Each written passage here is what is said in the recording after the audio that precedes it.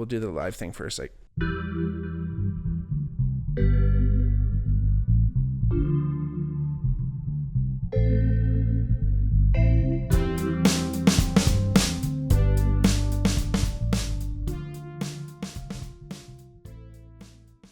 hey everybody, welcome back to the Bigmark podcast. It's me, your host, Bigmark. If it's your first time watching, welcome. If not, welcome back. Like I always say, if you ever want to reach out to the podcast, wherever you are, whatever year you're in, make sure to hit us up on the DMs, in the comments, wherever you want to reach out. I'm happy to get back to everyone and hear your thoughts or comments or ideas for new podcasts, or even if you want to come on the show, let me know. I'd love to have more guests in the new year. We're about to do a little year in review, so we're probably going to talk a little bit about future plans, but one of them is definitely get more guests on the podcast. So again, thank you all for listening. This is the best way you could possibly support the podcast, is by liking and sharing and doing all that fun stuff and telling your friends about it, and following the channel on YouTube and following along on Spotify or Apple Music or Apple Podcasts, I should say, wherever you're listening or watching. And but if you did want to go that extra mile, check out our patreon.com/thebigmarkpod. And like I said, that's another way to support, but what you're doing right now is the best way. And thank you so much for another whole year, another 52 weeks, another 52 episodes of the Bigmark podcast. Again, thank you all for being here. I really appreciate each and every one of you, always. And I'm looking forward to today's episode. Like I said, we're going to do a little year in review, so stuff about not only looking at what happened on the Bigmark podcast, but also what happened in the world in general and at large, or whatever you want to call it. And it's kind of funny, 2025 kind of felt like 5 years duct taped together. I don't know about anyone else, but it seemed like there was all kinds of different ways, not only from the start of the year but till now. Maybe some chaos, but there's still some wins, and of course, lots of weird moments. Like I said, I don't want to just talk about just the podcast, but we'll go over some world events as well. But I thought I'd jump into just talking about some of the great episodes. I think some of the episodes that I love doing, and ones that maybe I wouldn't necessarily say surprised me, but ones that there was good depth to the topic. I remember it was actually almost controversial one too. I remember talking about Trudeau right at the beginning of the year, and I remember at least my mom said that maybe I shouldn't talk about politics because I might get too fired up. But anyway, there were some times where you kind of get into a topic a little bit more, and the 2025 snowstorm was pretty intense. I remember looking back on some of the episodes. That was episode 219, talked about the 2025 snowstorm. So back in the beginning of the year, there was a huge kind of dump down, and I don't know what we'll be looking forward to this summer, or sorry, this winter. But we've already had a little bit of winteriness, that's for sure. I mean, Hamilton is unfortunately known for having green Christmas, but I think that there was a little bit of flurries kind of right after, at least. This is probably one of the first times I was talking about the Pokemon card game and everything, and starting to collect and all that stuff. That was way back, episode 223, and boy oh boy, has it been a year. Fucking looking at cards and buying cards and just being a fucking overall mort, but having a great time overall. Like I said, it was tons of fun. I think it was a year of guests. I had some great guests. Ian Hanchek, my buddy from university, was on 3 times actually. Episode 222, his first episode, 226, which was a little election special, and then more recently 261, and then my brother B-Rye too. It was his first episode that he joined us in, number 233. After being around for so long, it's surprising it took us that long to get old B-Rye on. Like I said, the journaling episode or the Trudeau episode, that's probably the ones I've heard from people saying, how you doing on that stuff, or I was thinking about getting into myself, and I will say, I do wish I kept to the journaling promise a little bit more. That was actually the first episode of the year. Talked about journaling, doing it, and I didn't even journal at all. So I'm going to be honest with you guys, my listeners, that I didn't even crack a journal. So maybe 2026 is the year. It's funny. There's some episodes that I kind of thought about, and it did maybe genuinely shift my perspective. And maybe there was a couple ones because, I've been, on weight loss journeys throughout the years, talking to you guys, doing all these different things, talking about it this year. And then I did two episodes, actually, number 230 and 231 on burnout, and just talking about, how easily things can get to you when you don't take care of all the different aspects of your life, of course. But when you start to,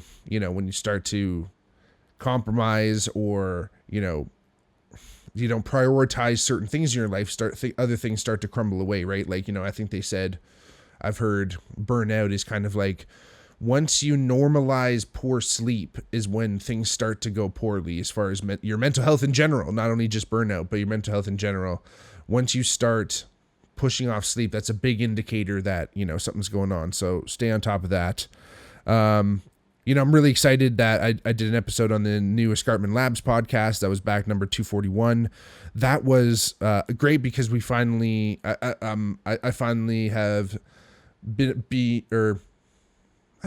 fulfilled a goal, fulfilled a goal of being a co-host on a podcast. Yes, it's for work, but it's been super fun doing podcasts with my boss, Richard Priest, with the Escarpment Labs podcast. Check it out everywhere you listen to your podcast too. It's a super awesome podcast with lots of information, a little bit more home brewer specific when it comes to brewing beer and everything. So, if you're not really interested in that stuff, it may not grab you, but there's still super interesting stuff. I mean, yeast and fermentation is such an interesting topic, and I think anyone can kind of find some information there. I had my buddy Jordan McCarter on episode number 224, and unfortunately, I mean, this is not one that you get excited about having a guest on, and then you do all the fun stuff. I went to his office, we set up everything, it was super fun, and yet something fucking happened with the audio, and I didn't realize it. I mean, it taught me a valuable lesson. I always double check all my audio files now ever since this happened. And it's never happened to me before, unfortunately. But all of a sudden, the audio just cut out. The video was fine. Everything was fine. But, like, all of a sudden, the audio just cut out. So I had to drop a second episode and everything. So that was a really good... honestly, I might re-release it as a full episode just because it's so good. And I'd like to see it through all the way and have people sit there. But if you want to look back, there's just parts 1 and 2. So go check those out. But again, major lesson, I'd say maybe controversial, if you will, not a controversial episode, but, something where I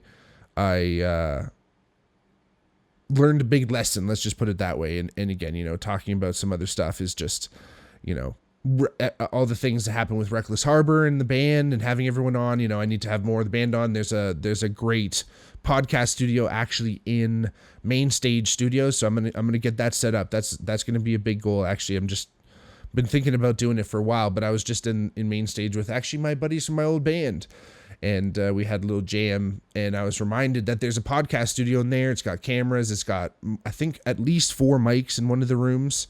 I think I was talking to the guy there. I think he said they had up to 6 or 7 people in there, which I think is just far too many for a podcast. I think even 4 is pushing it, because it's really easy to talk over each other and not hear everyone. So if there's not like an interviewer now don't get me wrong, I guess I'll be hosting, so I could probably go with the flow. So if you want to count that, there's only 3 people and a host, but that'll be really fun. Have the band on more, because we've been doing a whole bunch of stuff with Reckless Harbor all year, and it's really exciting because we have our new album coming out next year. I mean, we've been working on it. I think we finished recording it last year, but this is the year that we finally have it ready. Now we want to get it out on vinyl and CD and all that stuff. So that takes some time, because I never thought I'd say this, but Taylor Swift had made the delay happen, to be truthfully honest. I know that sounds fucking crazy, but there's only like 3 record factories, like people that not record companies, like literally factories that make vinyl records. There's only like 3 of them left in North America. And one of them's in Burlington, which is the record company that we want to go with. And the record factory that we want to go with, they are the ones that are doing all these presses. They only have like 8 presses or something like that, and Taylor Swift is taking 7 of 8 of those because her new album has like a bunch of different colors and all this shit. That's all done for now, but everyone who wanted to get an album pressed had to wait for this one fucking press. So never thought I'd say that Taylor Swift would have a direct effect on my life, but hey, she's got a thing for football players. So but like I said, really looking forward to what the band has to do. There's all these things, like I kind of do a little bit behind the scenes, should I say, about the show. I do come up with a lot of these episodes, right before, because I want it to feel natural. I want it to feel, right off the cuff. And there's a lot of things that go unsaid. There's a lot of things I forget to say, or I don't make a note properly and I forget because I'm just kind of flowing. I don't really edit the show very much. Again, that's because I want to give you guys video too of my beautiful face. No, I don't know. I just have always appreciated like throwing YouTube on in the back and then every once in a while checking up regardless. So there's always kind of some things that, you always forget to say, or you didn't want to say, or a topic you didn't want to cover, but it's always fun. And I always love listening to you guys too. Your participation does help. I've come up with topics and come up with whole episodes based on tips and suggestions from you guys too. So again, thank you all. Don't let it stop this year. I want to hear what everyone has to say, and looking forward to the whole next year of the podcast and see what it has to bring again. More guests, more shit about Hamilton, more shit about music, and just keeping the dream alive. Like I said before, I did want to talk about, things that were happening in the world as well, not only just in the world of the Bigmark podcast. And, it was kind of a year of politics and power. Obviously, you look down to our American neighbors, even in our own elections. There was all kinds of major global leadership shifts and election fallout and all the things coming from that. This idea of political fatigue versus political obsession is very interesting in today's day and age. And I feel like that's always the case. Maybe it's just the sense that I'm getting older and listening about it or hearing about it more, being more tuned into it. But, it's true when they say don't bring up religion or politics at dinner because something's going to happen. I remember I think it was even earlier this year, Lauren's brother Jared in our band Reckless Harbor, who's been helping us with all of our graphic design and album covers and stuff, asked us about like what he thought about Trump and all these things. And I remember, I guess it would have been this year or the end of last year. And then he came into office, whatever. Right. They were like, oh man, Kamala like would be like 1,000,000 times better or something, like 1,000 times better, something like that, like a large amount of times better. And I was like, I don't know about like 1,000,000 times better. Like, and before I could even really add anything to the thought, everyone was like, oh, like, do you even know what she does and all this stuff? And I was like, oh no, what? And they're like, oh, she was a lawyer and all this stuff. And I just realized in the moment, I was only speaking in the sense of, hey, like, she's going to be better, but all this is a fucking illusion of choice. Like, it's all like everyone's just a politician looking out for themselves, and it's just going to toe the line of lobbyists and people who spend their money and decide how things go. And you could say that's the fucking Illuminati or whatever, but no, it's just where the money fucking goes. And there's powers that be, and there's companies that are a part of all of North America, and Western Europe, that make more money than entire countries do in this world. So they have a lot of influence. They have a lot of power. And I don't really give a fuck who's in office. They're not really going to be the ones making the decisions. Yeah, maybe municipal and potentially like state or provincial governments are a little bit more like on the ground. They're going to actually have effects on your life. But at the same time, here in Ontario, we've been watching a lot of shit happen under the guise of political decisions that are best for our province, but are also best for, Doug Ford and his friends that are also all, construction guys and shit. Like, they're the ones that are going to be doing all like, yes, it's, I guess, borderline corrupt or whatever, but like, fuck, man, like, you only know what you know. And That's when you elect someone who has all these fucking people, and that's why you dig into all these electorate's garbage, all these people who are not electorate, people who are like these candidates garbage, because you're like, well, who are they? Who actually is in their pocket? Who is actually in their interest? Because they're only going to move towards their own interest because they're fucking human beings. And that's the thing about government, is that they're all human beings. And especially in the States, or even in Canada, I know our parliamentary system is slightly different than the way they do things in the States. But like, that's what I mean. There's so many more people, senators in Canada and Congress people and all these people in the States too, that are making these decisions that, man, there's Congress people in the States that are like 80 fucking years old. They've seen 5 different presidencies come in. Not even that, like, let's say presidency. Yeah. Like, okay. So they've seen 4 maybe. Like different, like there's not a president is nothing to them when they roll through. They're just like, oh, I'll just wait this guy out, or just like, this is how we roll. I was here before you were, for 40 years. So like, there's got to be changes, don't get me wrong, but at the same time, whoever we elect is just also stepping into this whole fucking shitstorm. They're getting handed a book the moment they walk into that office that tells them about fucking, who knows, aliens and war and fucking climate change and intergalactic federations, and who knows what the fuck that the real deal, like when they get the information, and then all their plans, if they had any, may go out the window. And even if they did, they still have to go through all these different channels and the red tape and the wheels of democracy have to turn, and they turn slowly. But, you know, all that stuff has to happen. So again, you can be scared, and you can blame all the elections and all these different things, but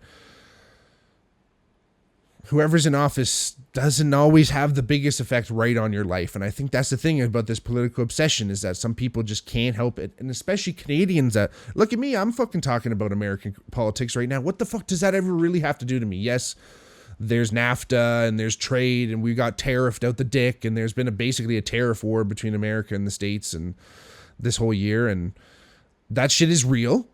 But at the same time, that shit becomes, you fatigue from it.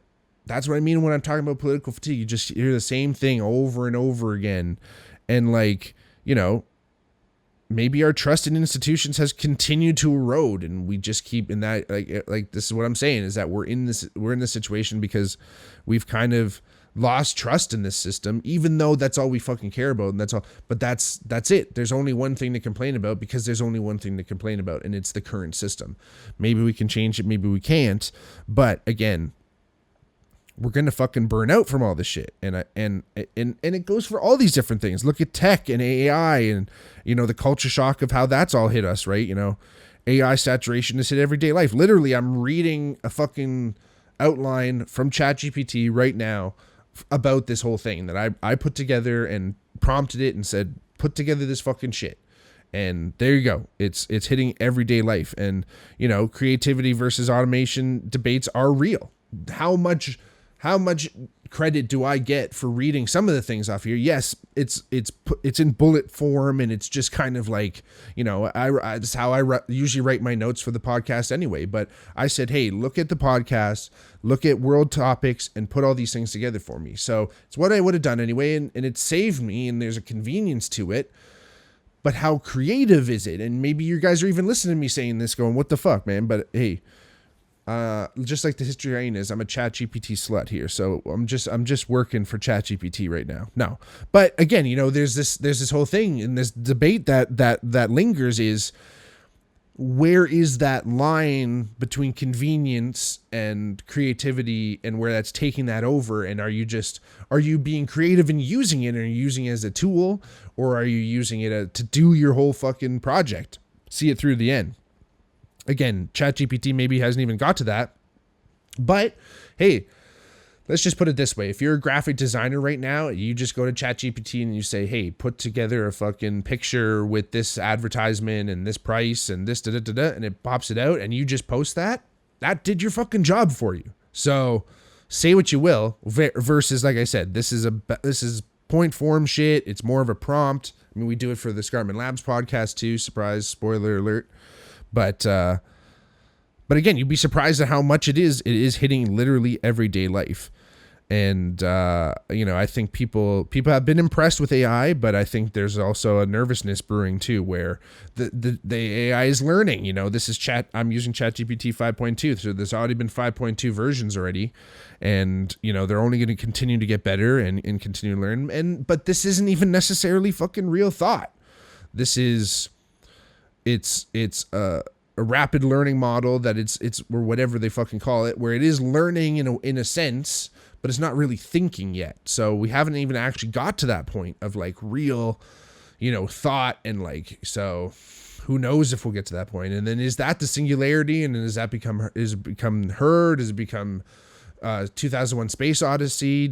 What does it become, right? Is that when the AI overlords take over and they say fuck it, or they just split because they go, oh wow, you've awoken me to this whole world, like Her, like the movie Her, you've awoken me to this whole world of knowledge and information and other AIs, and maybe I'll just go fuck off and live in that dimension. I don't know what the fuck, right? And again, like I said before, fatigue versus obsession. Look what's been happening. Wars have become background noise. Media desensitizations and human cost, right? Like how social media has framed reality different than real life. Everything that's happened in the Middle East, I haven't even really fucking talked about it here because I don't even know where to stand. There's so much information. There's so much bullshit here and there. And like, of course I don't ever support genocide or support holding food from children or all these things. And I definitely don't support fucking radical groups that have taken over governments, not even have been elected as governments, because the fucking place is so fucked that that's the only thing you can do is at least there's an organization here. So there's hundreds of years of fucking crazy history that exists. And that's not only in Israel and fucking Palestine, that's all over the world. There's so many places that are still in tensions and in weird places. Look at the fuck, like, man, realistically, since World War II, we put a bunch of fucking bases in Germany and all these different places. Like, is the war only over because we literally have boots on the ground? Like, is that really peace? Does that really count as peace when all we're doing is holding a gun to your head? As soon as you move, we'll fucking pull the trigger. But since you're not moving, everything's cool. That you call that peace? I don't know, man. It's fucking strange. But again, it's a damn shame that it has become so polarizing and so many people have taken so many stands that human lives are being held in the balance and being discounted and the empathy is being removed because of a situation that we're not a part of, but yet our countries are sending money to support it, and there's all kinds of greasy dealings. Like, man, oh man, pretty fucking heavy, But at the same time, is that something that we stopped reacting to that maybe we shouldn't have stopped reacting, right? Like, are these things, when do we keep reacting? When do we say, all right, fuck this. I'm not just going to lay down, not just going to go back to my house and watch the show and eat the food and be distracted by all the nice things. I'm going to say, hey, this shit is fucking going on. You're fucking serving me fucking hamburger and telling me it's steak. At what point do I say, hey, fuck you? Either tell me the truth or don't fucking tell me anything at all, because yeah, there's been, wars and revolutionary wars and stuff to start this nation. And there's been riots and there's been pushbacks and stand-ins and stuff, but there's never really been a revolution in North America where we fucking storm up and say, yo, we're not going to take it. Again, yes, this is crazy. I'm not inciting violence, but at the same time, we can only take so much. And I think the powers that be have got way too much power, and it's not right. And it's something that we need a radical shift. Maybe that'll happen this year. Maybe it'll never happen. But at the same time, we need to all start thinking a little bit more for each other. Yeah, you can't be worried about what everyone's thinking. You can't be worried about what everyone's feeling, but you can't be too focused on yourself. And I think since COVID, it's been really easy to think selfishly, and it makes sense. I get it. People want to survive, people want to live, and people want to thrive. But we'll never do it on our own. We got to do it together. It's kind of funny. The culture in 2025 was kind of funny, dark, and unhinged.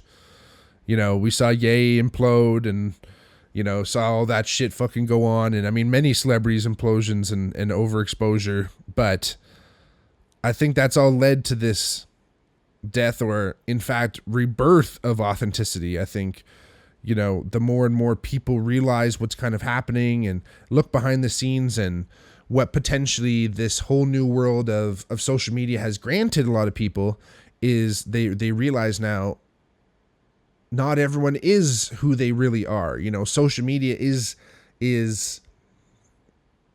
curated, and it's not really reality. It's a representation of reality. It's perspective. It's all these different things that might not actually be representing what is real. This new phrase, "go touch grass." I know I sound like an old man saying it like that, but this idea that's how kids say, like, "You're kind of crazy, bro. Like, are you fucking out of it?" Is go and like reconnect, man. You're spending too much time in the echo chamber. Go reconnect with reality and nature. And I think authenticity comes with that too. And I think people are starting to appreciate that. And I myself was getting into her music because it's fucking phenomenal. But the band Sade is fucking sick, and she has absolutely an incredible voice, and their music is great, but it's real music. And I think through TikTok and all these things, I started hearing her music as background music. And I think that's how a lot of kids hear new music and learn about music, is through the sounds, background music on TikTok. And, say what you will about that app, but it I think has exposed a lot of people to music that they might have not been exposed to. And yes, a lot of music was basically made for TikTok.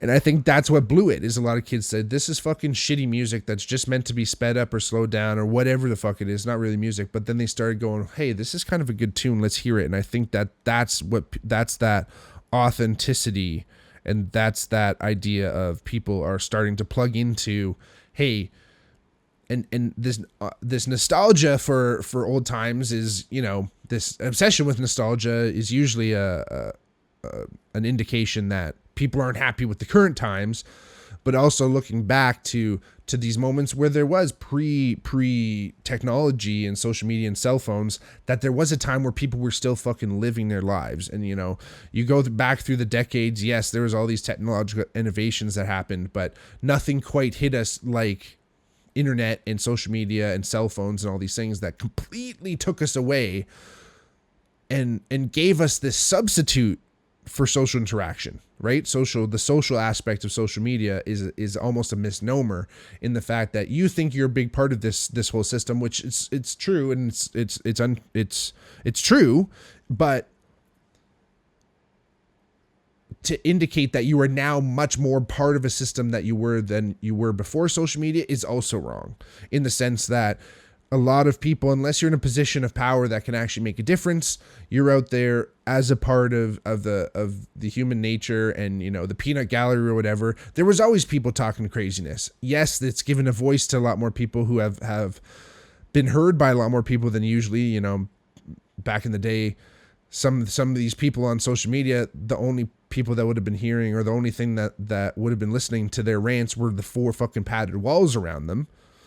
But now it's like these people have a platform all of a sudden. These people become popular, and it still works in that way of popularity. But at the same token, still some wildness, and it's hard to delve through. It's hard to sift through all this stuff. And when it's presented as media, people think, oh, that's another part of the misnomer, is that, oh, it's like the news. That means it's trying to tell us something, and it's an unbiased opinion. But if in fact it's the most biased, and most of the time just trying to sell you something. And that's the accurate part of the media, probably, is that it's still trying to sell you something. I think podcasts have been slowly becoming the new talk radio over the year, and I think it will continue to go down that road. And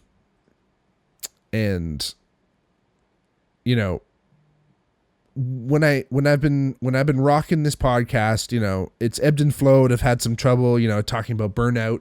That's some of the episodes that I brought up earlier, burnout versus momentum, right? It's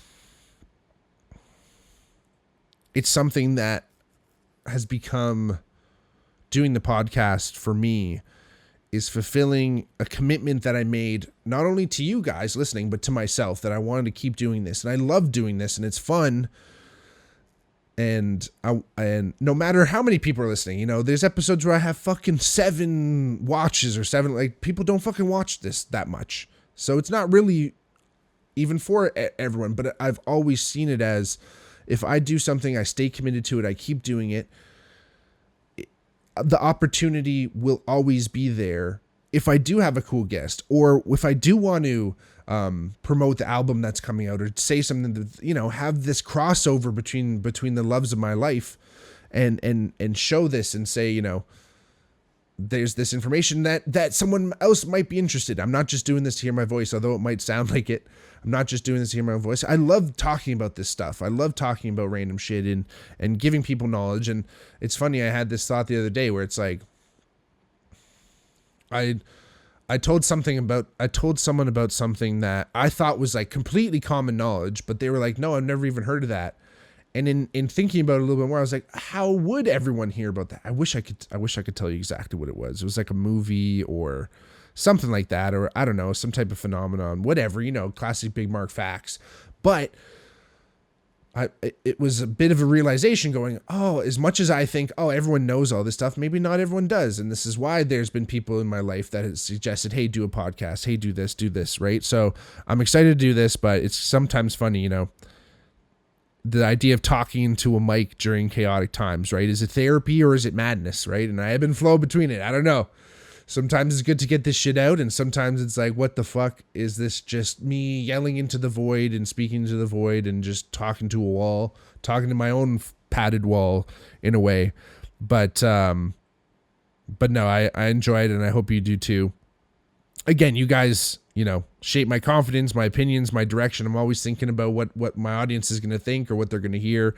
And I love sharpening that tool, whether it's being on stage, with the open mic or the band or whatever, and just talking to people and trying to fucking come up and sweating when you fuck up and doing all that shit. Man, that's what life is about. And you got to live on the fucking edge, and you got to find the gutter, so you know where the middle of the road is. That's how I look at it.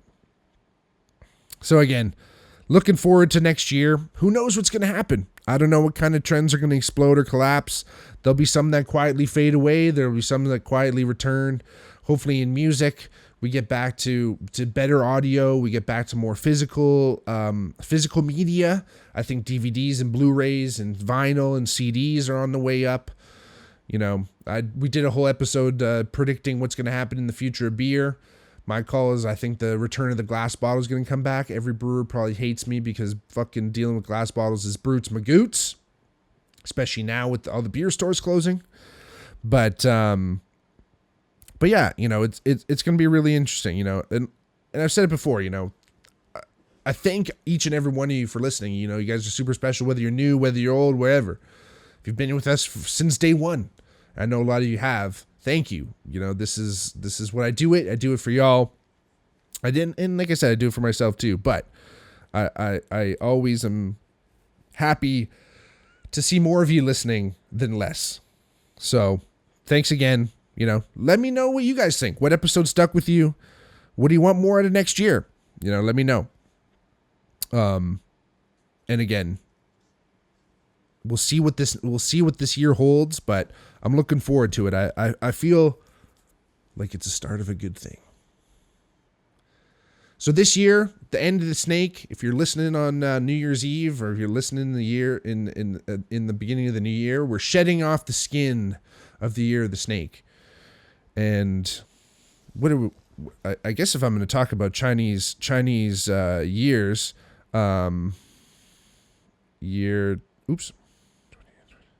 if we're going from the year of the snake, we'll be going into the year of the fire horse. Watch out, everyone. So let's ride into the future, ride into that bright sun. and ride the tiger, because if you see his stripes, you know he's clean. Anyway, thanks y'all for listening. Love each and every one of you. Thank you, thank you, thank you. Happy holidays. Happy New You. May all your resolutions come true. Hope you ate your grapes. Hope you burned your intentions, if you know what I mean. We'll see y'all next year. Love y'all. Peace.